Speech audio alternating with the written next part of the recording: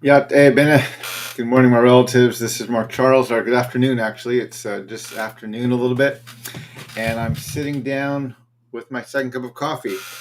It is Tuesday, August 29th. Believe it or not, this month is almost over. And I wanted to talk about the first Republican debate of the 2024 primary season. I just finished watching it this morning. It's a bit of a painful event to kind of watch and stomach, but I did take some time to watch the entire thing, and I have a few thoughts I want to share with you.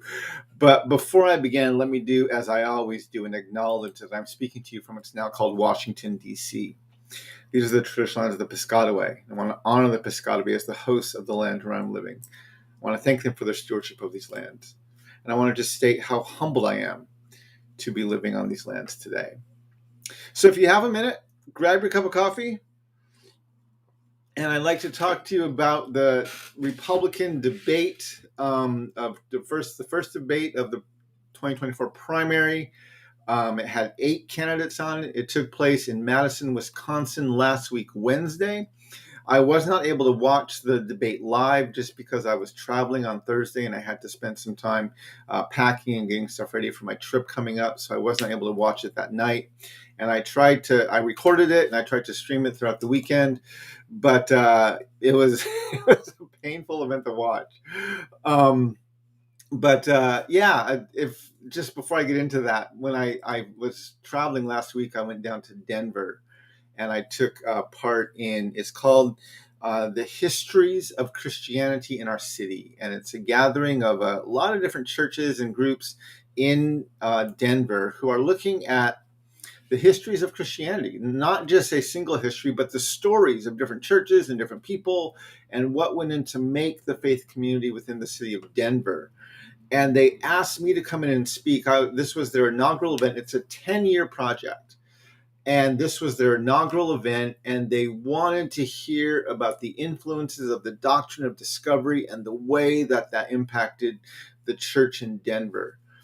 And so I had a chance. I took almost 40 minutes, almost an hour actually, to talk, and I started by referencing the Sand Creek Massacre, which was the massacre led by a Methodist pastor of a Union Army, and was a very violent, helped clear the lands for the eventual settlement of Denver.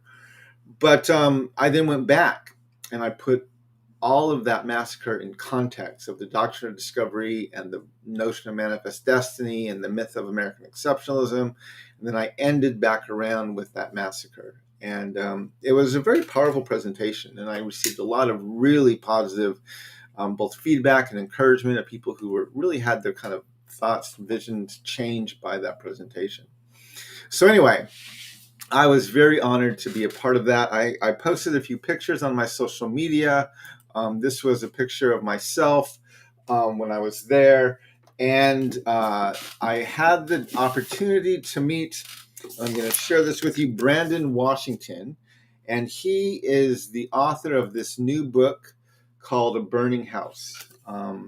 Redeeming American Evangelicalism by Examining Its History, Mission, and Message. He also spoke that morning. He's a pastor in Denver, and he's one of the founding visionaries behind this Histories of Christianity in Our City in Denver. And was honored to hear him speak. I was able to buy his book. We got to know each other and talk. And who knows, maybe I'll have him as a guest on the Second Cup of Coffee at some point to talk about his book and about the work he's doing in Denver. But yeah, so I just wanted to reference some. That's where I was last week. That's why I couldn't watch the presidential debate live. And then I came back over the weekend and I watched it throughout the weekend and then finished it up this morning. So if you watch this debate, right, and this is, I've been getting more and more engaged in the political process as I've been watching these candidates come together. This was the first official presidential debate. There were 8 candidates on the stage. In order of popularity or polling, Ron DeSantis was there, Vivek Ramaswamy was there, Mike Pence, Nikki Haley, Chris Christie, Tim Scott, Asa Hutchinson, and Doug Burgum. And some of them are people you probably don't know, such as Doug Burgum and Asa Hutchinson. Others have a bit more name recognition: Tim Scott, Chris Christie, Nikki Haley, Mike Pence. The surprise of the field and of this debate was Vivek Ramaswamy. He is a 38-year-old businessman. His parents are immigrants to the United States. He has built several successful businesses, is quite wealthy. I think he's donated up to $13 million to his campaign so far. And he is a young man who is advocating for generational change within the Republican Party. On one hand, he was an absolute breath of fresh air. On the other hand, he is claiming to be even more Trump than Trump is. And so there was a lot of ways which I think if he had a better message, he could actually begin energizing a lot of young people. But he is just as divisive. He is just as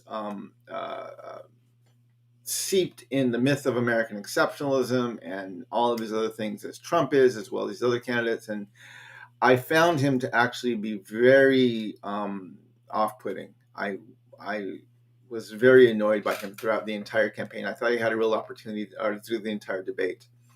And then Ron DeSantis, right, who is the leader of the losers, right? He is the second place behind Trump, and but he's still trailing Trump in the polls by about 30 or 40 points. Of course, Trump is the presumed nominee of the Republican Party. He did not even come to this debate, as he saw it was beneath him. And he's the front runner right now of this debate. So he was not there, but these other candidates were, and they had a very wide-ranging discussion, right? And if you watch any of the debates, whether it was last year where the Democrats had a very large pool of candidates debating, or now this year it's the Republicans, right? There's a lot of people trying to make a name for themselves, a lot of people trying to say things that will catch the eye of the media or get them some saying that they can get replayed on television, some soundbite. And they're trying to increase their fundraising, increase their awareness. And it made for a very, like most of the debates are, they're not about getting to know the candidates. They're really about the network getting ratings and about the candidates trying to get a soundbite that gets repeated at a few places. So if the victor of the campaign, of the debate, is the one who got the most applause and made the most sound bites, you would probably need to say Vivek Ramaswamy was the victor.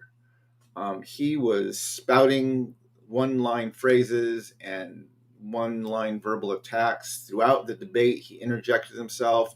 He was referenced because he was so divisive and he was so attacking. He was referenced by many of the other candidates in their responses, which gave him 30 seconds to respond to what they said, referencing him. And so he didn't get the most airtime. I think Mike Pence got the most airtime, but Vivek Ramaswamy was on the camera a lot, and he was responding to a lot of things. And it was interesting to hear him. There were several topics that they covered throughout the debate. Climate change was one of them. Obviously, abortion was another. The rising violence around the United States was one. They had a whole section on Donald Trump. They had a whole section on China. They had a whole section on Russia and the war in Ukraine. They had a whole section on education. And they had a whole section on American exceptionalism. And I don't even know where to begin. Unfortunately, I don't have a lot of time this morning to go through all of this, and there's a ton of thoughts I have about this debate. But I'm wondering if anyone saw it. I'm going to check the chat here. Did anyone else watch the debate, or am I the only one who, not the only one, but it wasn't a massive ratings hit. But if anyone else saw it, I'd love to hear your thoughts and what you thought of the debate. when you watched it. I had a few thoughts. Before I finished the debate this morning, I jotted down a few thoughts last night around the the first four topics I mentioned, which were climate change, abortion, the rising violence in our cities, and Donald Trump. So let's talk about climate change first, right? So they had one question where they discussed climate change, and they had a young man who said, our generation is concerned about climate change, and what are you going to do to address our fears and the changing of our world's climate? And nobody answered the question, right? Everyone kind of freaked out and they started screaming at each other. And it was quite human. Nobody answered his question. Nobody addressed climate change. In fact, Vivek Ramaswamy said climate change is a hoax and it's just something to distract us. And he's all for fracking, all for drilling, all for doing everything we can to make ourselves energy dominant again.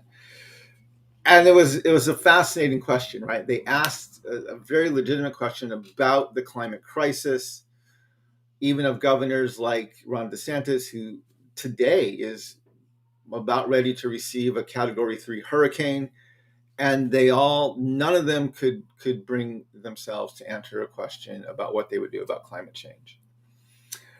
They then, of course, asked about abortion, and this was a tricky one for the candidates, right? Because if you follow national politics, right, most of the country is in favor of women having some right to autonomy of their bodies and being able to choose to have an abortion if they want to.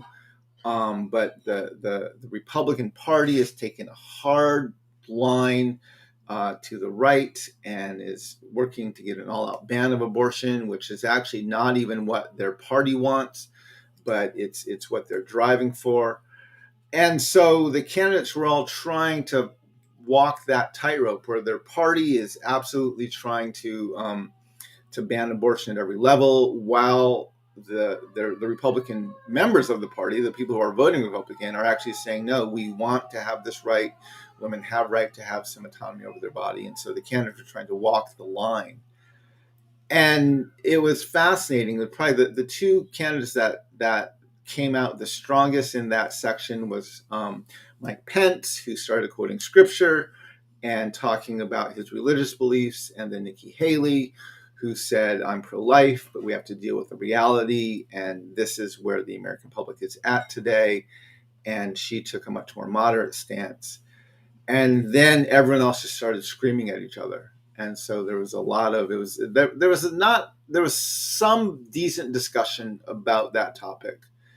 But again, it's where the party is so out of touch with the general population of the country that it was hard even to have it. And I think Mike Pence was actually the most disturbing of that, because again, he started quoting scripture, right? He started quoting the Bible. Now, if you have a religious conviction coming from your faith and even defined by your holy books that says you want to fight for this or you believe this, absolutely you have right to believe that. But when you are a candidate to be a president of the ruling, the not the ruler, but the president of a pluralistic, diverse country, using your holy scriptures as the basis for your policy is not healthy, right? I mean, this is what the boarding schools were. This is how America was founded. It drove the faith of the settlers down the throats of native peoples, right? This is what they did. And here the Republican Party is doing the exact same thing. They're standing on scripture. They're on stage spouting scripture and saying, this is why we need to do this. We have to get back to being a God-fearing country again, and blah, blah, blah.